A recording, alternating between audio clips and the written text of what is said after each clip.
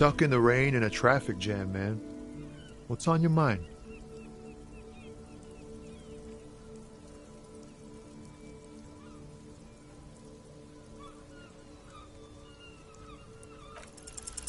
No. Just no. I can already see it's failed, and I'm stopping it now. Until you have good poetry, you have no poetry. This guy has amazing willpower. Honestly, he's the only one of that intellectual bunch I trust.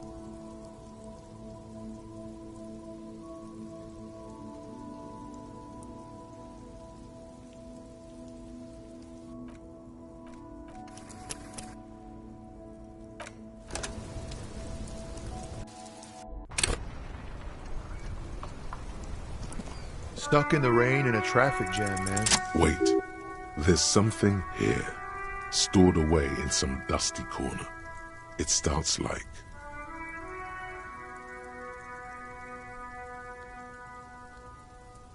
Whoa. What else? Silent communion. That's good. Dang, that's some great shit. You came up with that yourself.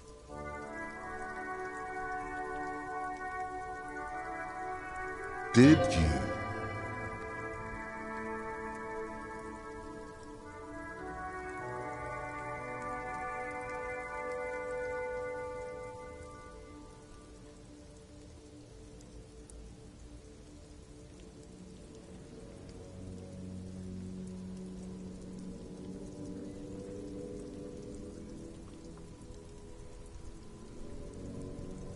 Right. But really, no bullshit. That's great stuff. I sort of want to know if it's yours.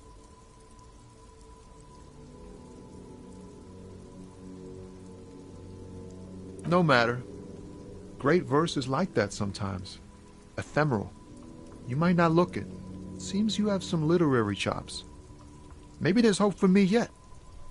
Just messing with you. It's cool. You're an okay guy. For a cop. They're more often in the fists than rhymes, see? Let alone honesty in verse.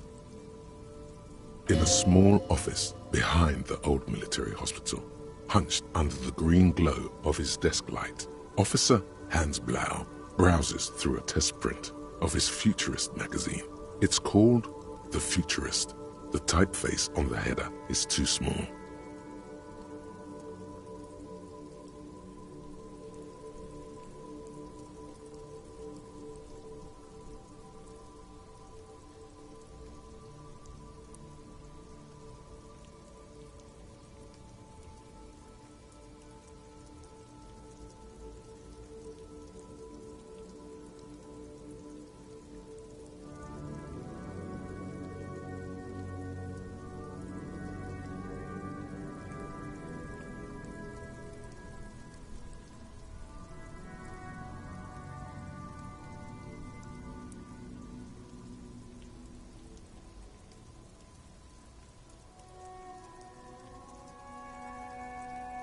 Well, you've given me some hope, I guess. You found some common ground with this man. Even impressed him. The next time you look in the mirror, though, remember those words.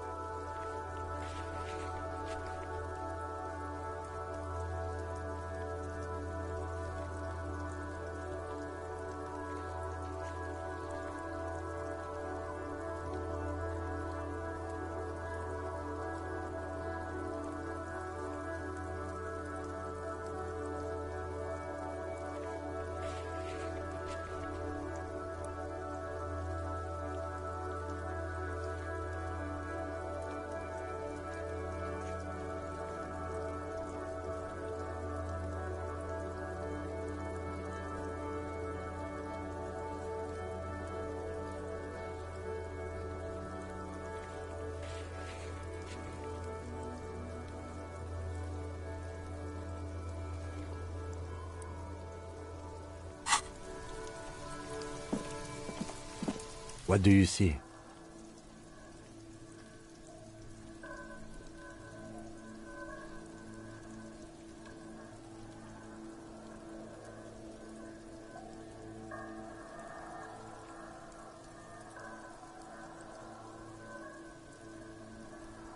I don't know. They're about the same size. Not the same boat, no, but they could be the same person. It still doesn't rule Ruby out. People change shows, after all. But this isn't an argument for her guilt either. No, these prints are pretty standard. The ones in the dust looked custom. Or maybe they're just a foreign design. It's a boot print, whatever the case.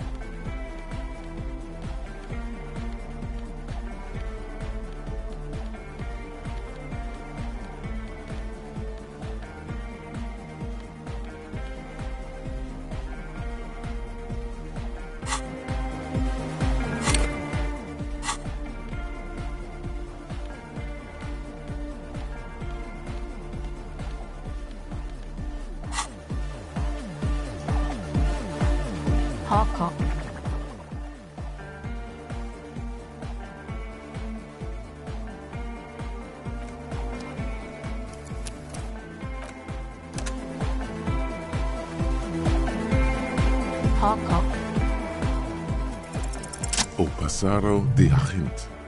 It flutters by your ear. It's what the Zemoyaki, the Gradian community in Revachol, call a person who never breaks under interrogation. It's an organized crime term.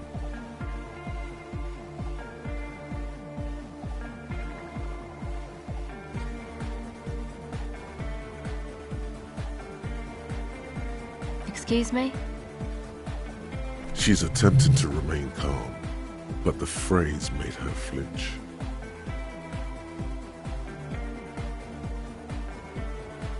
What do you mean? All right. My father was a Zemyaki. He died years ago. He was a bad man. Not a lot of good things to say about him and what he did. He bought the family a huge house, so we got to live, at least temporarily, in a giant castle in Jamrock. And then he died.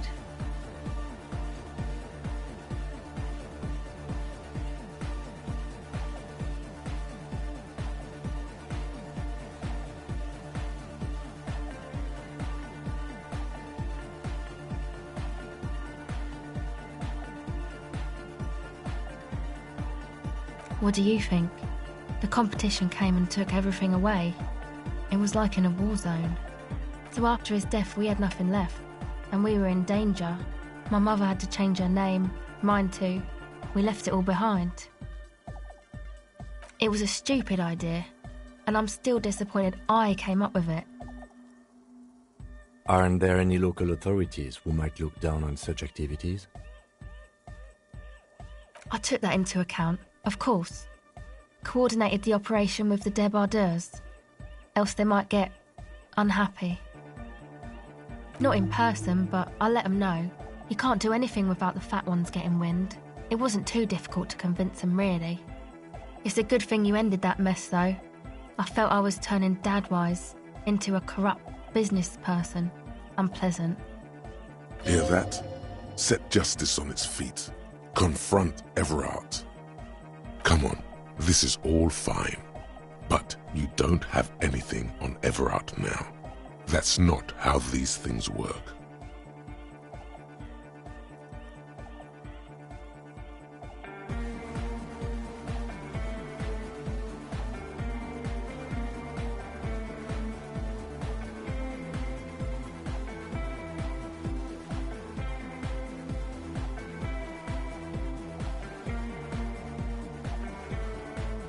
No, I don't think it would lead anywhere with Everard. He's just going to deny it. Yeah. Have you seen Everard?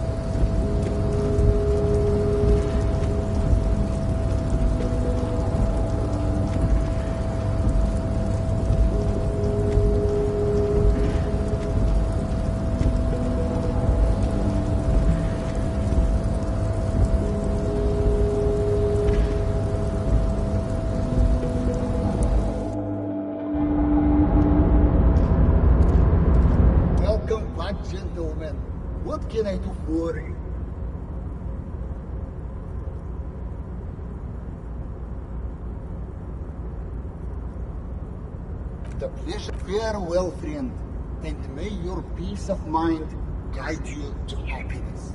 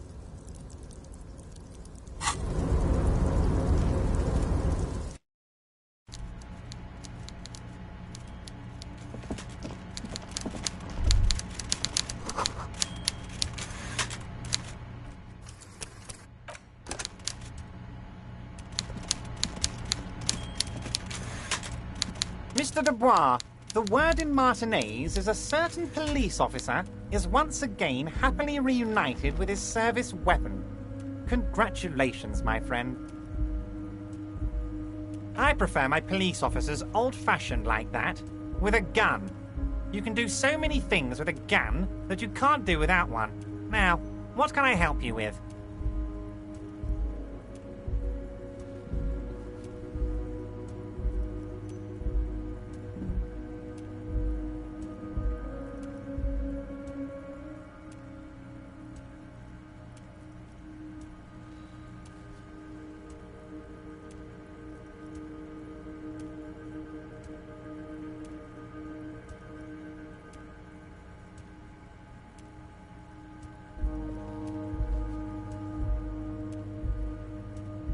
Funny. That doesn't ring any bells, Harry. Funny. She was trying to set up a narcotics operation in the old church on the coast. Oh, that a cell. Yes, I do seem to remember sending a pretty young thing down there to liven up the place. Get some melodic music in there.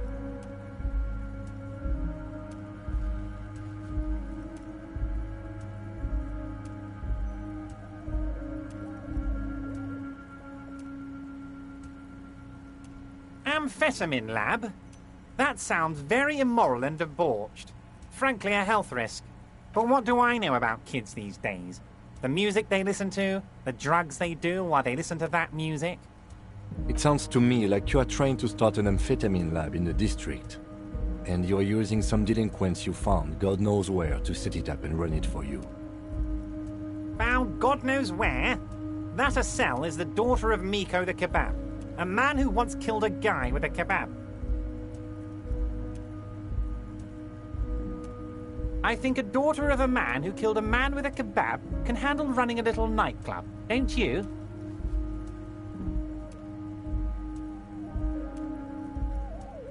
Maybe it was Bogovin. Or Jakub. I think it might have been Conrad.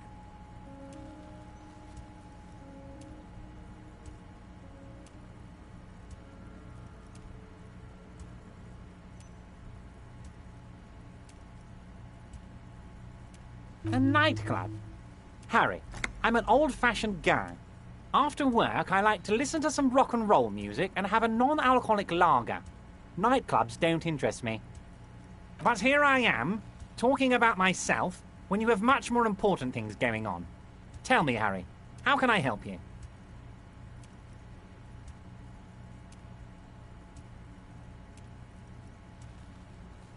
Mega-rich light-bending guy? Oh my god! How did that get in there?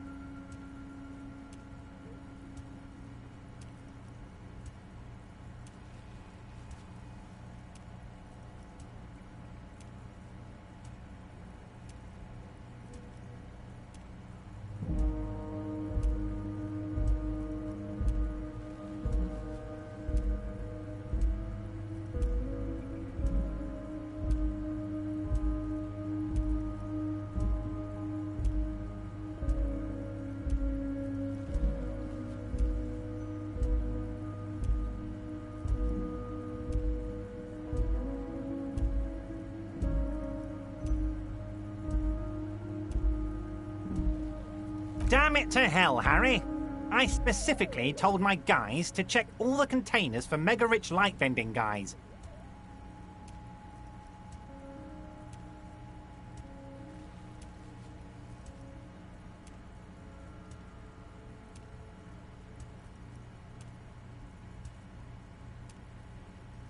There was a guy in the container, but he didn't bend any light.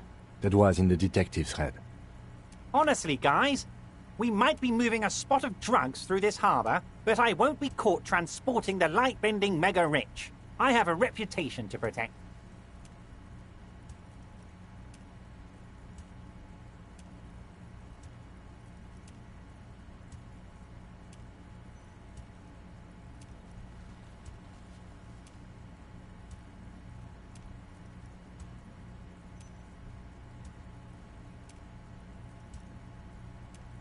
You're a fucking idiot, Harry. I love it.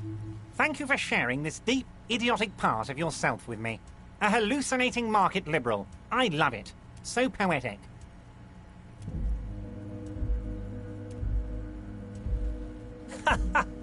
I shudder to think what you're going to tell me next, Harry.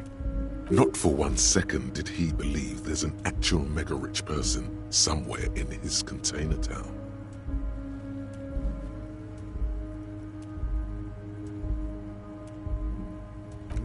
My. She's quite the looker, Harry.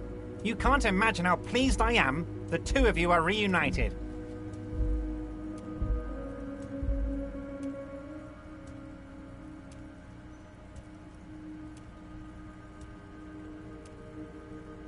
Tell me, was it difficult to convince the pigs to give it up?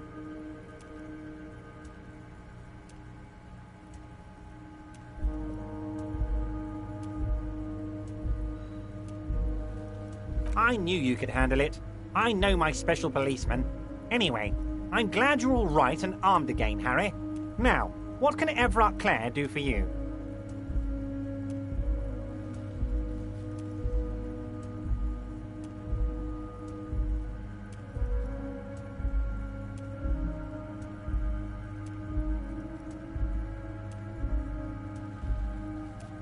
What?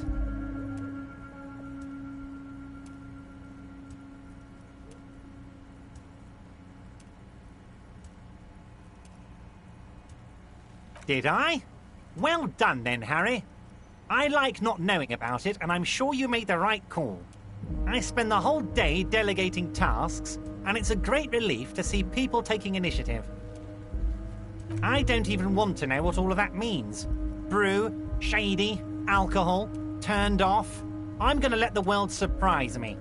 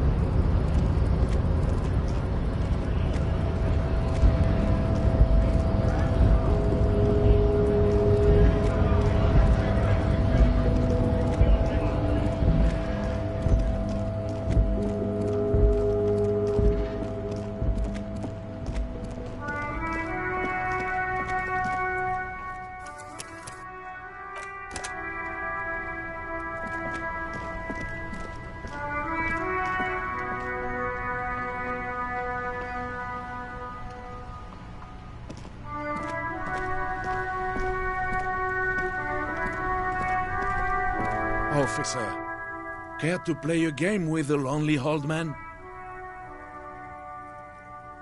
Actually, never mind. Wouldn't be the same. The prick is gone.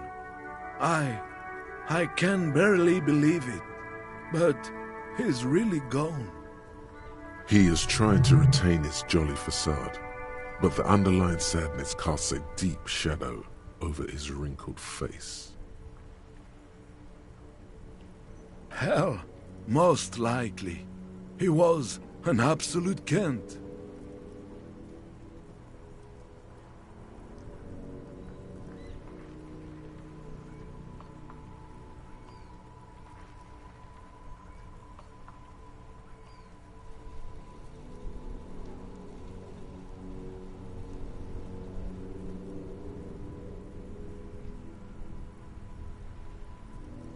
His hungry little heart finally gave out. The dock workers found him in the guard booth this morning. Wasn't even supposed to be working for another week, but he just had to prove how tough he is. Guess he was about to head home, 'cause when the dock workers found him, he was wearing civilian clothes and not the Kuketu uniform I saw him in all the time. Sometimes I thought he was wearing it just to piss me off. Now the joke's on him, 'cause he's gonna be buried without it.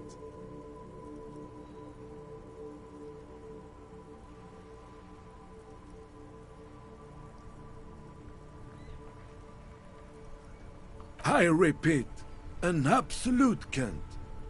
Even his old army buddies didn't want him around. He was like an old viper. The only people who could stand to be around him were Jenny and me. She saw something in him when we were just kids and she never lost sight of it.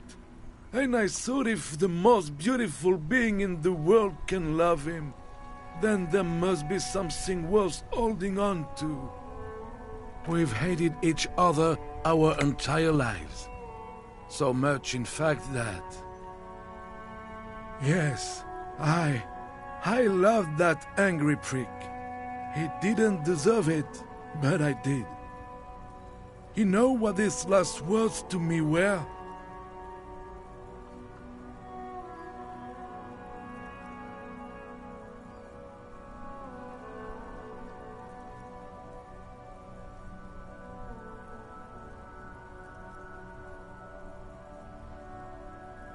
In Guillaume's time, you'd have been shot without trial. That's what he said to me. He lived a cunt, and he died a cunt. Let's leave it at that.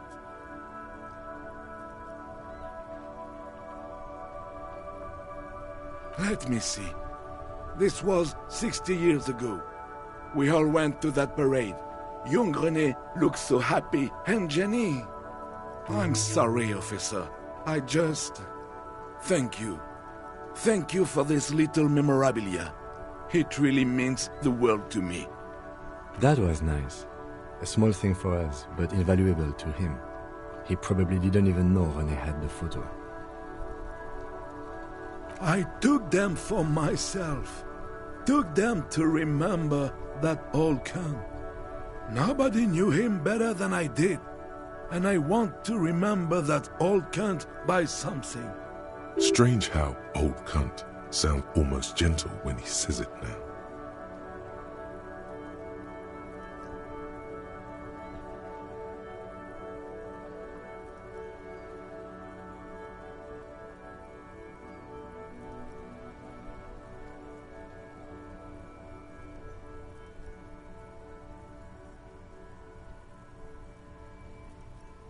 Yes, we are both very sorry for your loss.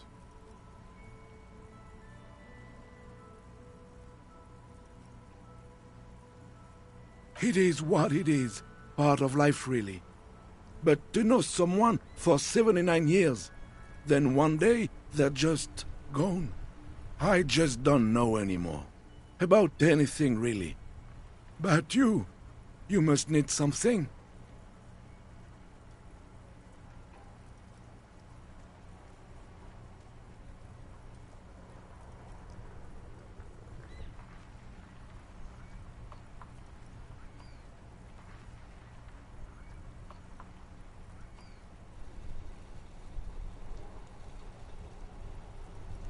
René wasn't really what you'd call a botanist, officer. And believe me, he didn't like Insulindian lilies.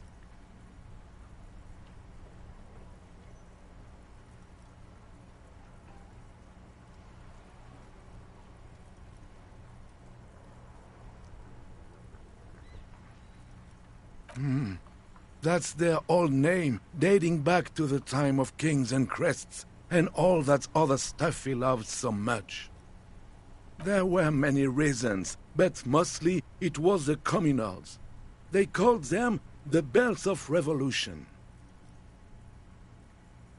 I guess in the end, the Insulindian lilies were just another piece of the whole Insulinde. The Royalists had to surrender to the Mazovian insurgents. It doesn't really matter anymore. But you feel the dried flower in your hand somehow still does matter, although not to this sad old man. Yes? What about René?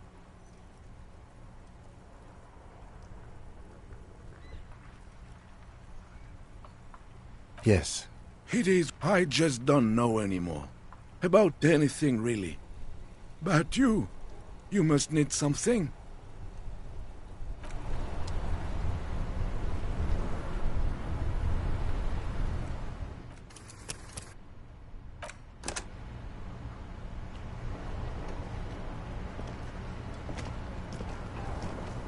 Oh, Host Almighty. He's a... yes? What about René?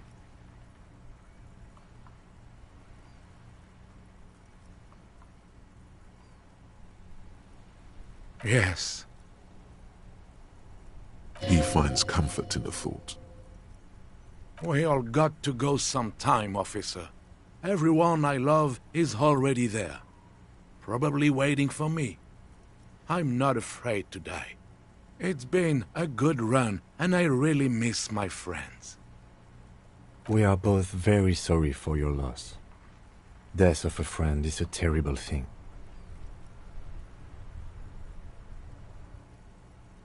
It is what it is. Part of life. But to know someone for 79 years, then one day they're just gone.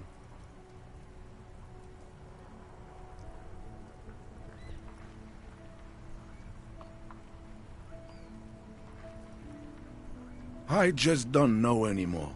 About anything, really. But you must need something.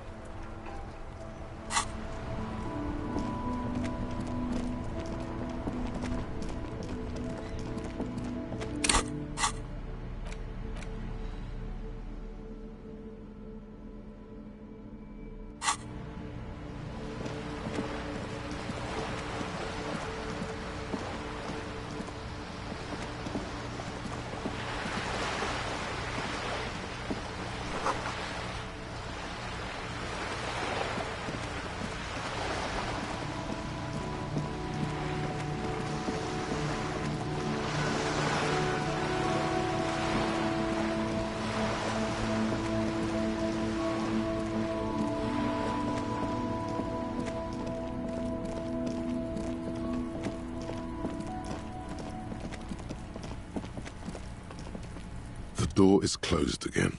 Nothing to do here anymore. You hear someone inside, walking from room to room. Whoever lives here must be back home.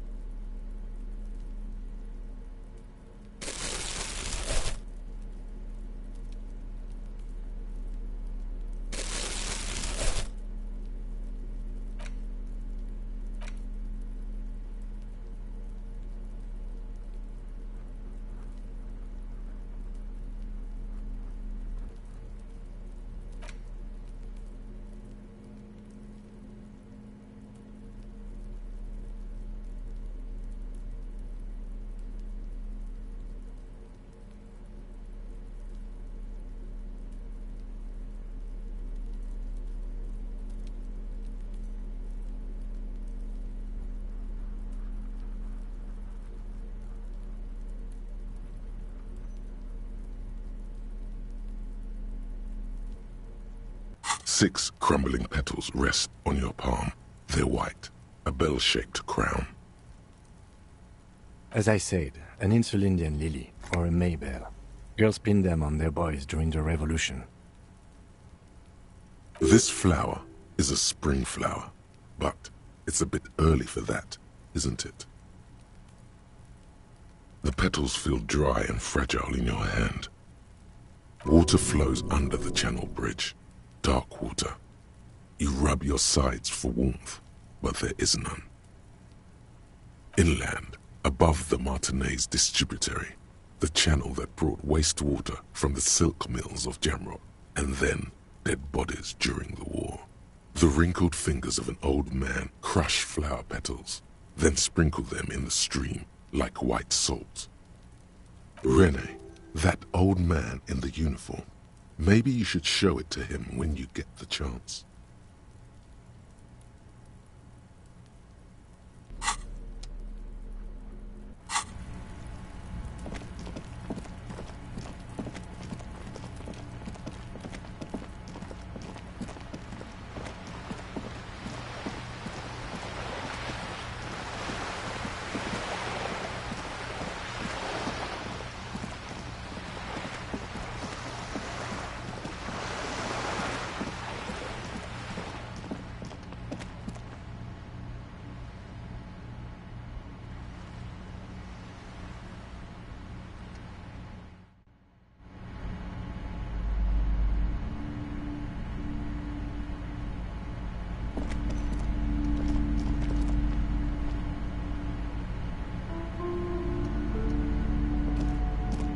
The display rack is brimming with worn paperbacks featuring an extremely muscular, sword-wielding barbarian on the cover. Nearly all the titles contain the word Hyundai somewhere.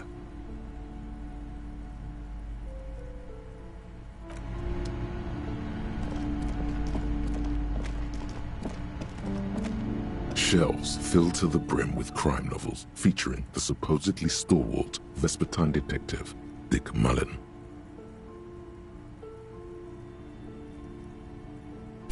Of course. Such violence and immorality. I mean, enjoy.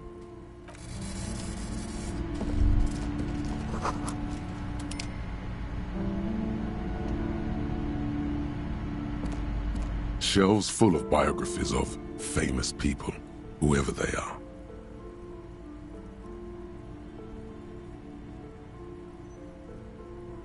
A true cultural touchstone. Enjoy the read.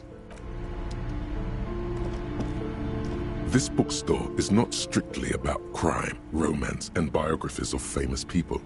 There's also a wide range of paranatural literature. Indeed. Something about that book does seem to have spoken to you. Well, I hope it contains what you're looking for. Several maps have been attached to a bulletin board hidden inside the alcove. They're held up by small pins. The board has come loose from one corner. The maps look old and faded. Your eye catches a map of Insulinda, a map of Revachol, and a map of Martinez.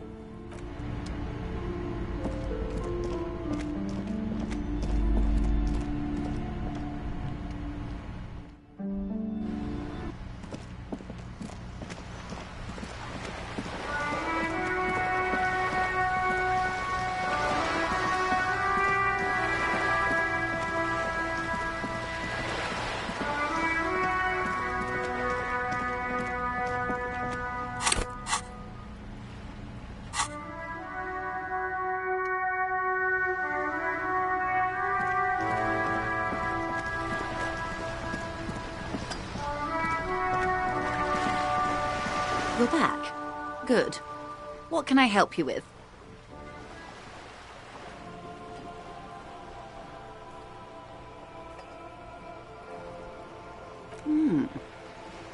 She's not even asking you anything. It's so easy to just say.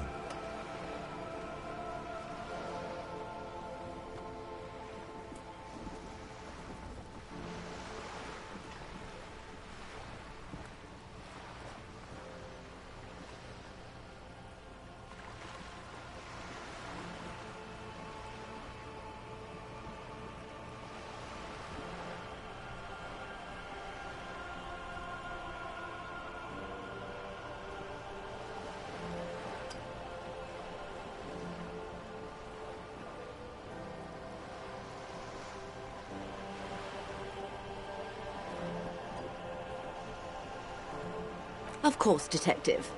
You can always drop by later, should something come up. Now, what else can I do for you?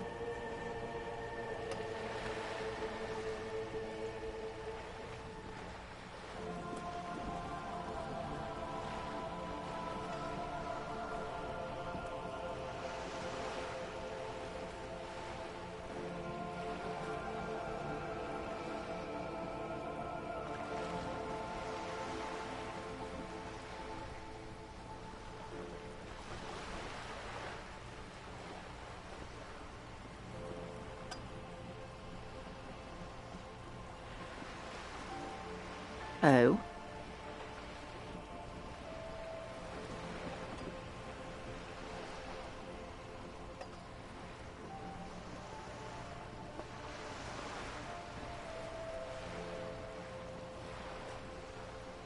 A referral, you mean? I take it this was for someone in the RCM. Don't answer that.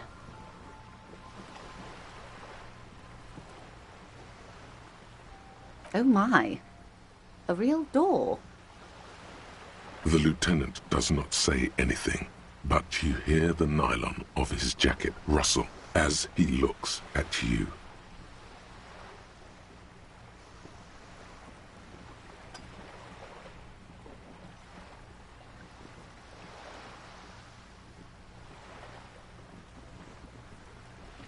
That's good to hear, Detective. Police work is rarely pretty, but it sounds like you did what you had to do. Frankly, what was done was not pretty at all, but neither was it illegal, and it was not for nothing. This seems serious. I advise you to be very selective with what information you choose to share. This may have consequences beyond our line of sight.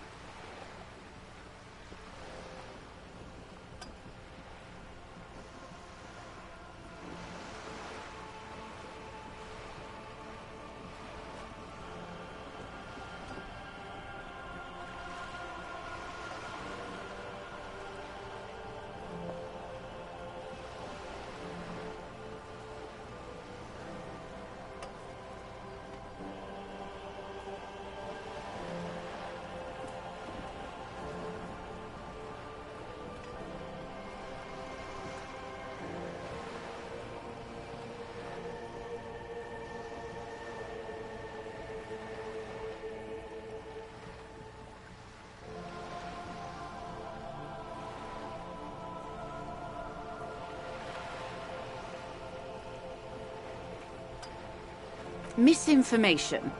This is all because we haven't shared information on the lynching yet. See? Already the adversary uses it to their advantage. Don't let him.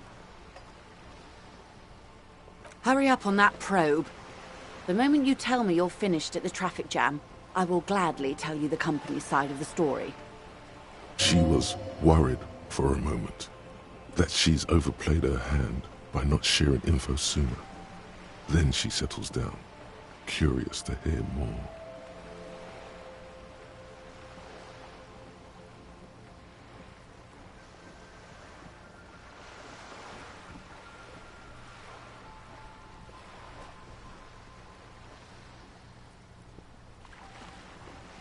Yes, that's the talk about town. The Hardy Boys, they're called. Find the name rather amusing, honestly. How benevolent. Hopefully they'll help you sort this whole business out, if they haven't already. While we appreciate your assistance, ma'am, I'm afraid we can't discuss the specifics of an ongoing investigation with you. That is only fair.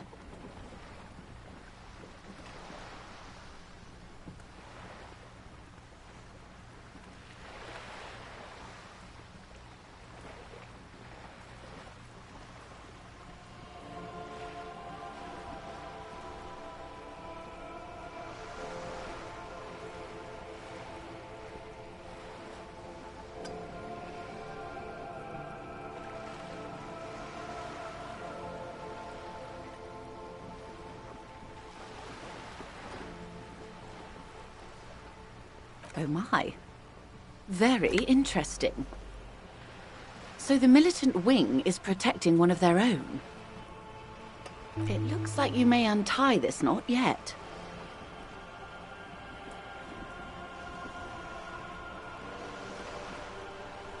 Naturally, Detective. There are lighter topics to gossip about.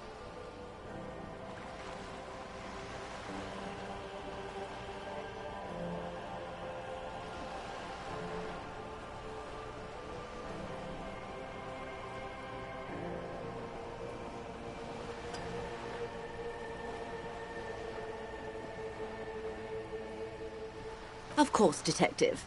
You can always drop by later, should something come up. Now, what else can I do for you? Of course.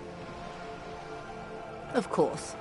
Don't tell her you've met Everard right away. This time. What would you like to know? Officer, I assure you I'm a highly qualified pleasure craft operator. The crowns of her teeth are porcelain, white as the boat's hull as she smiles. Qualified pleasure craft operator. So charming.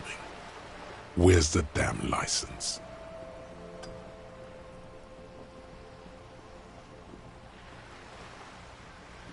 I just renewed its safety inspection last month, officers. It is completely seaworthy. In fact, it's taken part in not one, but two insulindic regattas. Even finished once. The other time, I would have finished the race were it not for an urgent work matter, much like the one I'm on now.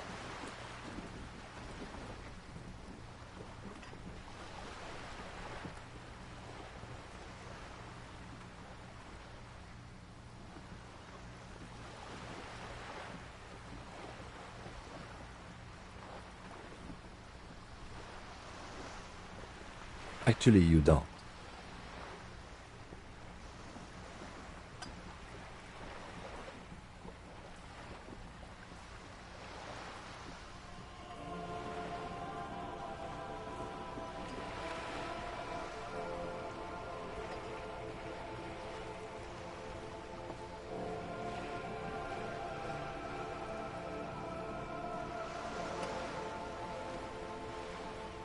The Wayfarer Act specifically denies the RCM the authority to demand anyone's operator license. It's a little-known fact among us law officials. The Wayfarer Act is one of the few pieces of legislation governing human interaction in the Revachol Zone of Control, along with the Emergency Trade and Ailments Acts. It's one of the foundational laws in Revachol, designed to limit the authority of local institutions. Part of it prohibits the RCM from requesting most documents and licenses without permission from a coalition representative. It's a law that keeps Revachol what it is, in limbo.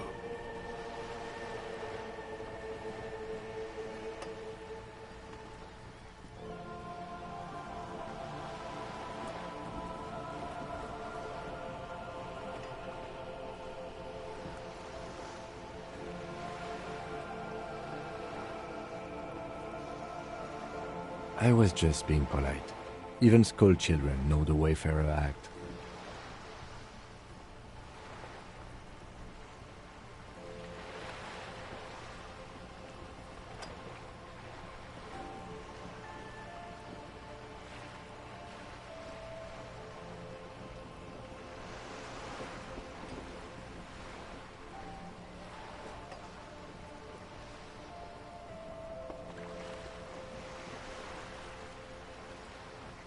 No need to resort to self-pity, detective. You can still ask for her passport. You need to save face if you want her respect. Demand that passport. Of course. The woman is silent, smiling while the waves lap against the hull. In your hand, under the plastic, a light blue passport saying, Republic of Vespa. The coat of arms has a lion and an ostrich. Seigent.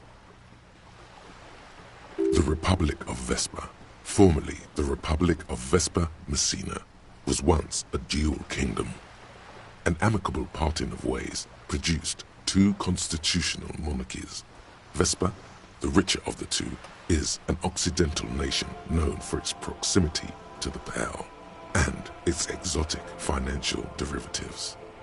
It is a stable country, and yet there has always been something ominous about its perfect stability. It's a place at the edge of the Mwindi Isola, overlooking the Obi-Sunt Isles, fracturing into the great unrest of the Pale. The woman, born in the year 3 in the commune of Revachol, smiles at you. Face adorned with frown lines and crow's feet. The photo is recent. The name reads, Rejoice Leighton Messier. Yes, but please don't call me that. Joyce is much more efficient. She doesn't like it. Probably a bad memory. Mean girls at school or some ancient lover. My husband is. I have dual citizenship. A Vespertine is handier when traveling. She nods and returns the plastic bag to her coat. Good.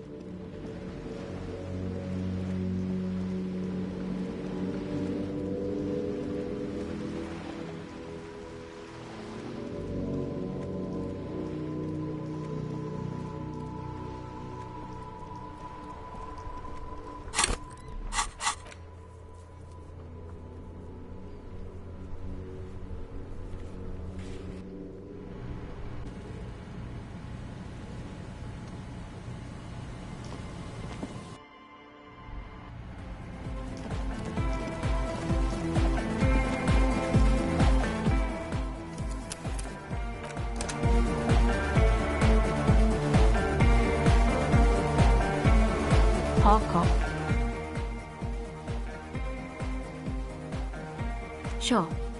You helped us out, sure.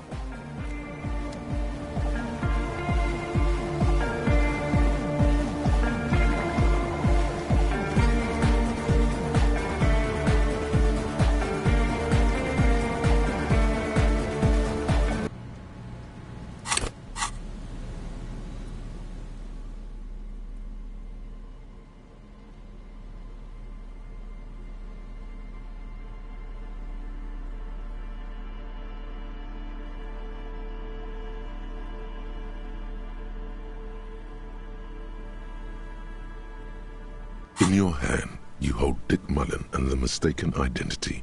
The brittle paperback feels fragile to the touch. The cover features a pastiche of different scenes. In the foreground, a man in a dark overcoat clutches a pistol to his chest.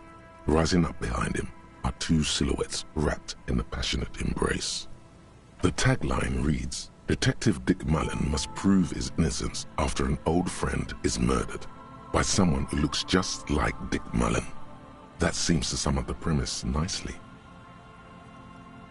Needless to say, it violates nearly every RCM regulation for a detective to investigate a murder in which he is a suspect. Are you really reading that, detective?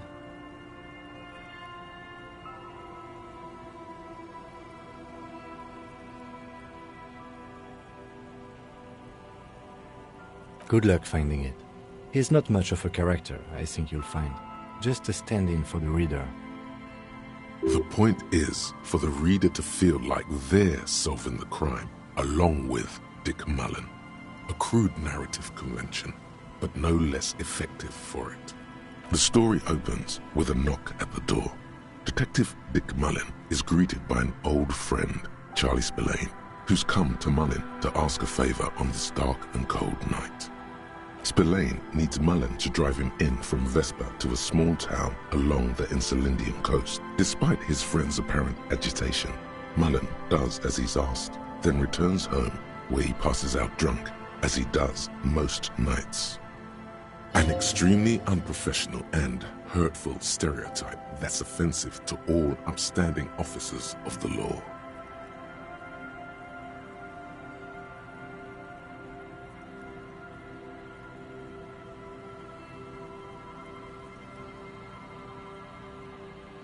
Two days later, Mullen is arrested by the Vespa police and charged with the murder of Charlie Spillane. At his interrogation, Mullen learns that Charlie Spillane was shot in a bar in the very town Mullen dropped him off in by a man matching Mullen's description. Desperate to clear his name, Mullen manages to convince the Vespa police to release him for 3 days so that Mullen may solve his friend's murder and prove his innocence.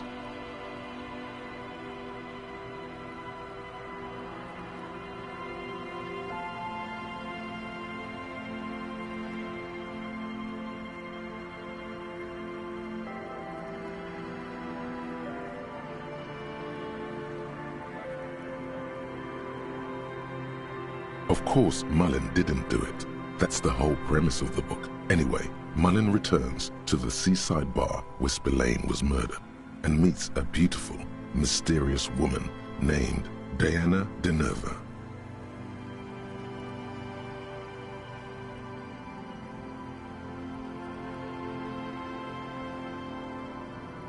Deneuve reveals that she was Spillane's lover, and that he was mixed up with a local amphetamine smuggling operation.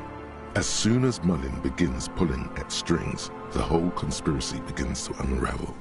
Not only is the local police captain in on the amphetamine ring, so is the son of a powerful politician and a strung-out art collector named Torvald, each of whom has his own reasons for wanting Spillane dead.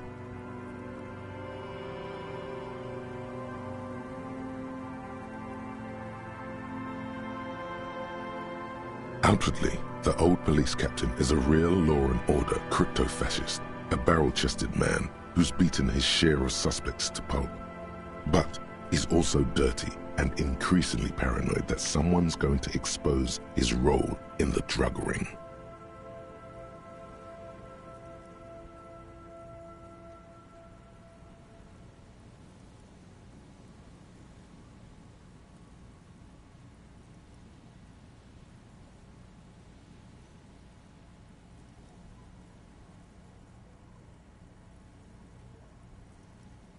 He would certainly have the motive and the means, but the captain walks with a noticeable limp from an old war injury. Is it possible that he was able to conceal it long enough to commit the murder?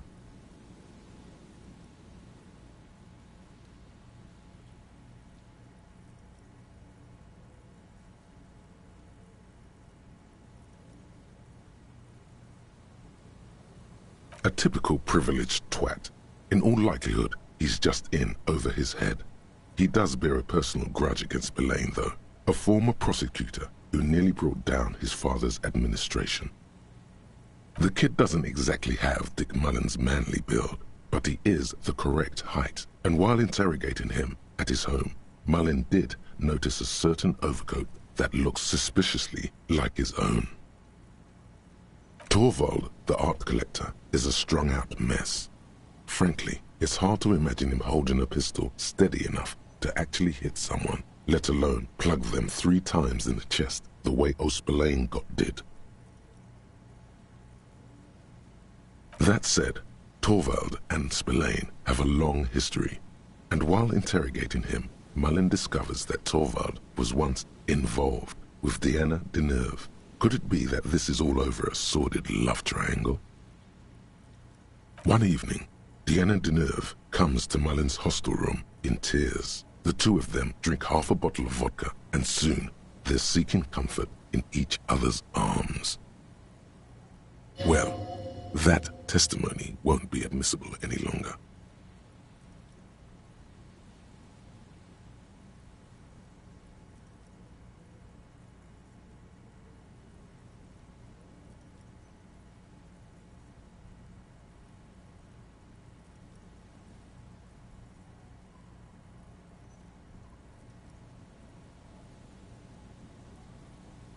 As the two lovers share a post-coital cigarette, Diana Deneuve turns to Mullen and says, "By the way, Dick, there was something else I meant to tell you. I love you."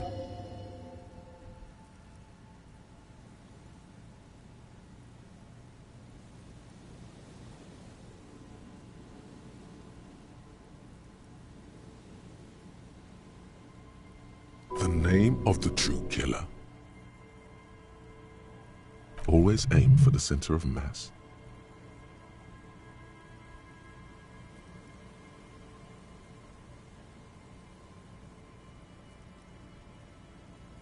Whatever it is, Mullen never hears the words. A blow to the base of his skull knocks him out cold instantly.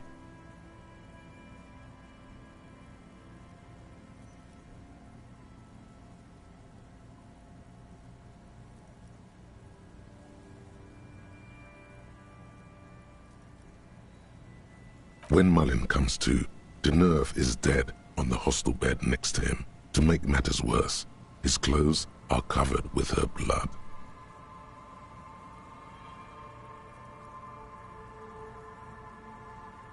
Mullen trashes his blood-stained clothes and flees the hostel, knowing it's only a matter of hours before the cops discover Deneuve's body, if they haven't been tipped off already. Fleeing a crime scene, destroying evidence. Even if Detective Mullen didn't commit the murder, he should be facing years behind bars. Dick Mullen won't be sent to the clink for the sake of some legal niceties. The heat is on. If Dick Mullen can't solve both murders before the cops catch up to him, he's going away for life. Can you solve the case before the cops close in?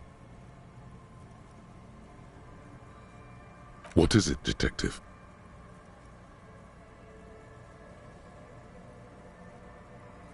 It's a dangerous line of work, but somebody has to do it. That's why Dick Mullen never lets anyone get too close. What's the matter? Afraid you've been hacking up your friends' bodies in the night? Have you gone over everyone? Is anybody missing?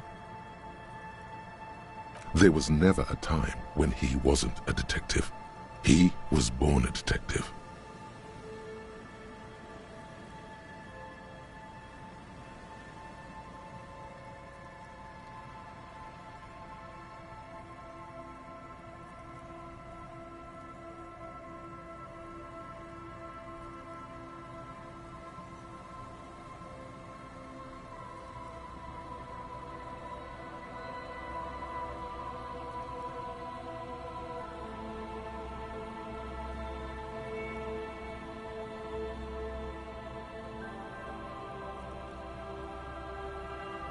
For a moment, you cease to read the story on the page and see the book for what it is.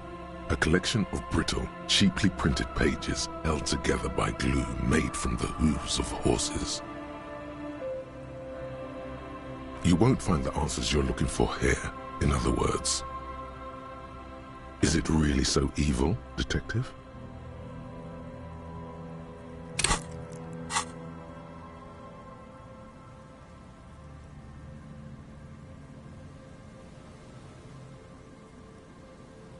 Like what?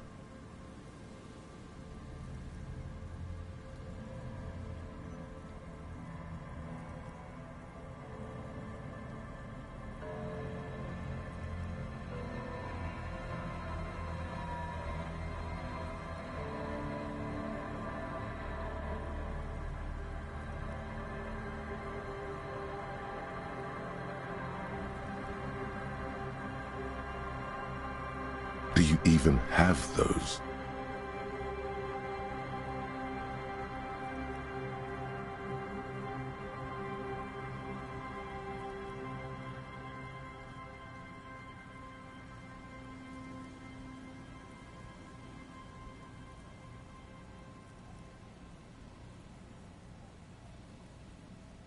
Just make sure you don't lose him. You'll not find another like him. It's true in more ways than you know. But then, what does this book know? It's just a poorly made piece of pulp garbage made to be consumed and discarded. So, who did it, detective? Who killed Charlie Spillane and Deanna Deneuve?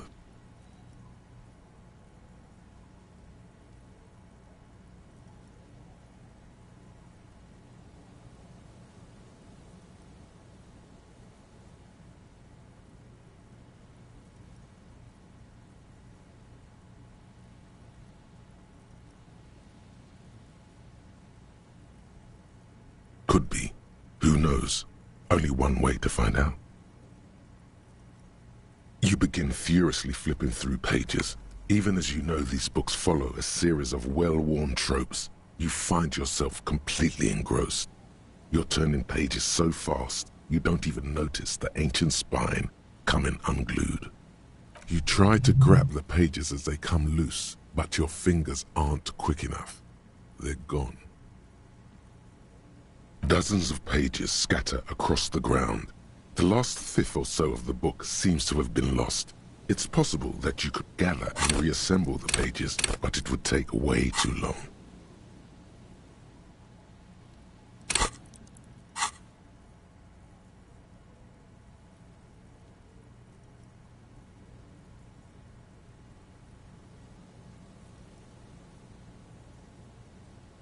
Too bad, detective. If it's any consolation, the resolution is almost never very satisfying. And on that note, perhaps we should get back to making sense of our own case? Last year, more than 71% of murders in Revachol went unsolved. In Revachol West, that number was closer to 85%. In your hand, you hold 4/5 of Dick Mullen and the mistaken identity.